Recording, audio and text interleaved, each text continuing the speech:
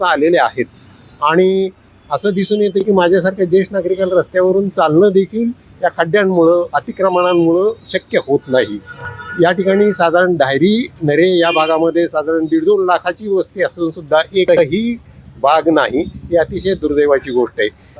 पुणे शहर हे स्मार्ट शहर म्हणून विकसित करण्याचा प्रयत्न चाललेला आहे, परंतु हे एक प्रकारे कसं आहे की चेहऱ्याला तुम्ही मेकअप करता आहात पण तो बाकीचे पांढरे बाकीचे कपडे मात्र तुमचे सगळे फाटके आहेत, अशी अवस्था आहे।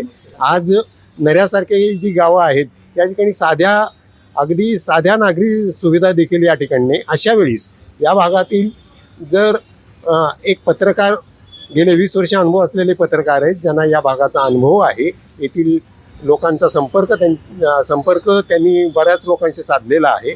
अशा एखाद्या तरुण व्यक्तीला जर पुढे यायचं असेल तर नक्कीच ती आनंदाची गोष्ट आहे आणि विठ्ठल तांबे सारखे तरुण उमेदवार जर या भागात येत असतील तर त्यांचं निश्चितच स्वागत आहे।